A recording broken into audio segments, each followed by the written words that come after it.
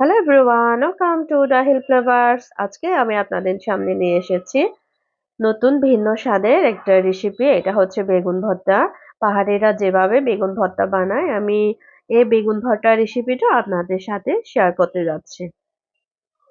এখানে আমি নিয়েছি বড় সাইজের একটা বেগুনটাকে আমি মাঝখানে কেটে নিচ্ছি। আমি তিনটা কেটে নিয়েছি, আপনারা দেখতে পাচ্ছেন। আশা করি ভিডিওটি আপনাদের খুবই ভালো লাগবে, আর স্কিপ না করে আপনারা পুরো ভিডিওটি দেখে নেবেন। এখানে আমি বেগুনটা দিয়েছি চুলায়। আমি চুলায় ভালোভাবে বেগুনটাকে পুড়ে নিচ্ছি। আমি ঘন ঘন নেড়ে চেড়ে দিয়ে বেগুনটাকে এপাশ ওপাশ ভালোভাবে পুড়ে নিচ্ছি। আমার পোড়া হয়ে গেলে এখানে আমি চামড়াগুলো এবার তুলে নিব। পাহাড়িরা যেভাবে বেগুন ভর্তা বানায়, একেবারে তেল ছাড়া এটা বেগুন ভর্তা। একবার খেলে আপনারা বারবার কিন্তু খেতে চাইবেন। আর গরম ভাতের সাথে এই রেসিপি থাকলে আপনাদের কিচ্ছু লাগবে না। আমার চামড়াগুলো তোলা শেষ। এবার আমি বেগুনটাকে সামান্য বেটে নিব।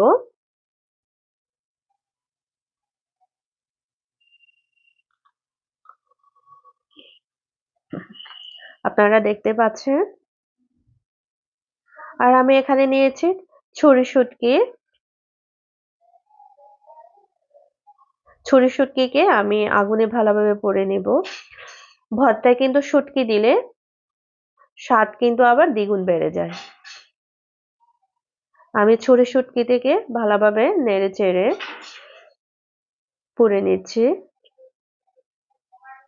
আপনারা যারা যারা এখনো এই রেসিপিটা ট্রাই করেননি, আমার রেসিপিটা দেখে আপনারা একবার হলেও ট্রাই করতে পারেন, অবশ্যই ভালো লাগবে। এবার আমি পরিষ্কার করে নিচ্ছি শুটকিগুলো।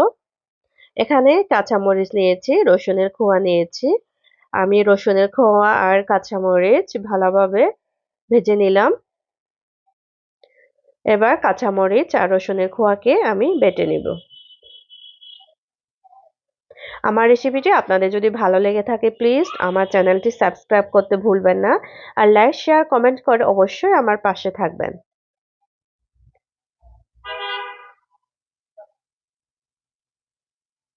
আমার মরিচ বাটা হয়ে গিয়েছে। এবার আমি ভর্তায় দিয়ে দিচ্ছি মরিচ বাটা, সামান্য লবণ আর দিয়ে দিব আমি ছুরি শুটকিগুলো। ছুরি শুটকিগুলো দেখেন আমি কুটে কুটে নিচ্ছি হাত দিয়ে। এটা কিন্তু আগুনে পুড়লে একেবারে মশমশা হয়ে যায়, খেতেও কিন্তু অনেক ভালো লাগে।